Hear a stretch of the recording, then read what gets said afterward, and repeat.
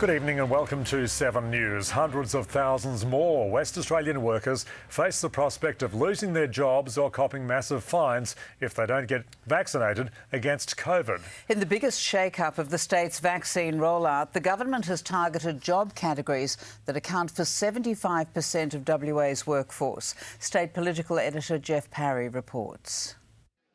Doctors and nurses do it, police do it. Now most of the rest of us are going to have to do it. Get vaccinated in order to keep our jobs. A sweeping expansion of workforce categories now mandated for the jab. It's about workforce safety and consequently community safety. It's also about putting a rocket under people who don't or won't get vaccinated. Health Minister Roger Cook was like a footy coach, his team deep into the final quarter. The final minutes of the game are the most dangerous.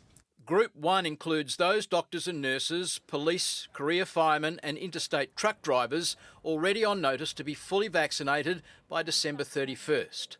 Jobs in Group 2 are considered critical to the function of WA business and community. They'll have to be double jabbed by the end of January. It includes anyone who works in food and hospitality, as well as retail staff in post offices, hardware stores and banks, and anyone whose work includes childcare.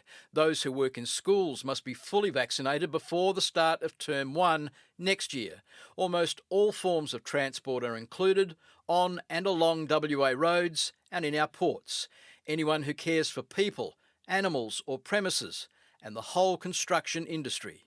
There's a third group that includes workers in bottle shops, pet shops, news agencies, journalists and members of Parliament. If the state goes back into lockdown, they'll not be able to attend work, although there is still some doubt if the government can force an MP to show they've been vaccinated. There are certain laws about interfering with an MP in the performance of their duties. The opposition says the government has thrown out the carrots and are now waving a big stick. It is a panicked response from a government that has failed to do the hard yards. The stick is a fine up to $100,000 for employers who don't keep their employees' vaccination records and up to $20,000 to employees who don't show proof of vaccination. If we have to regulate and fine people, we will, but we don't want to. The hospitality industry is keen for any solution to avoid going back into lockdown. We're comfortable with the onus on employers. We've got to do it under liquor licensing legislation and training requirements anyways. It's absolutely imperative that we reopen our economy, and it's on that basis that we support these mandated vaccinations. But there are concerns hundreds of teachers could refuse.